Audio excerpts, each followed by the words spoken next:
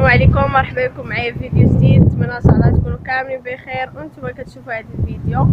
المهم هذه واحد الخريجه هكا معمرين الدار، نديرو الكوتي على برا. صاحبي غضحك هنا حنايا ما ضحكتيش. اضحك محمد، اضحك اضحك اضحك عبد الله، اضحك اضحك اضحك يلعن، اضحك اضحك.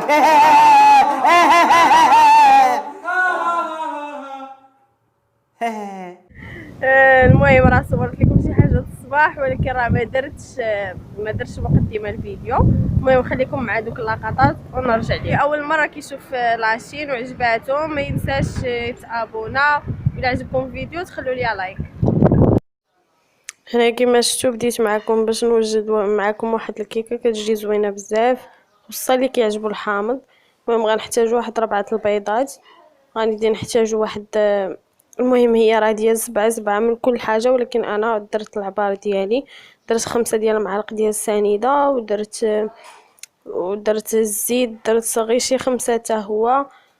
ودرت كما كتشوفوا الحامض يعني 4 كاس، وعندي 2 خمارات حمرين وواحد فاني، والدقيق حتى هو غديروا 7. المهم على حسب القياس اللي درتو، انا تقريبا هزت لي واحد 4 ولا 3 هكاك. وعندي هنايا قشور ديال الحامض، هادشي اللي غنحتاجو ليه.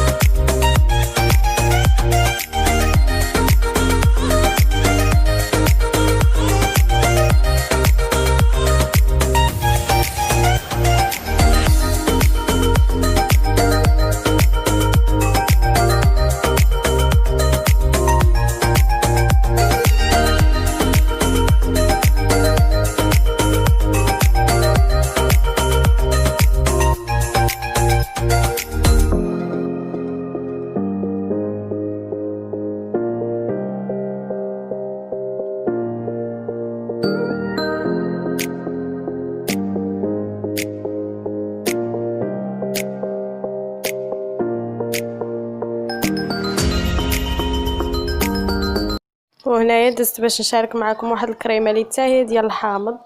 يعني غنصايبو كيكه ديال الحامض، يعني فيها الحامض، وحتى هاد الكريمه كتجيب الحامض، يعني زوينه بزاف. المهم غادي نحتاجو ليها، انا تقريبا خديت واحد الكاس ديال العنبه ديال الحليب، غادي ندير 2 معالق ديال السنيده. المهم نتوما على حسب، يعني كل واحد كاين اللي كيبغي الحلاوه كاين اللي لا. وهنايا درت واحد 4 كاس ديال الحامض، وهنايا قشور ديال الحامض. وغادي ندير واحد 2 معالق كبار ديال مايزينا، يعني ديال النشا. واللي ما عندوش نشا يمكن يدير الدقيق، يعني اللي ما عندوش النشا يمكن يعوض دوك 2 معالق ديال النشا يعوضهم ب2 معالق ديال الدقيق صافي. هنايا المهم كما كتشوفوا غادي نخلطوا، يعني كتخلطوا هذا الخليط مزيان، كتخلطوه عاد كتحطوه في فوق البوطه حتى كيعقد، وعاد ديك الساعات نخدموا به.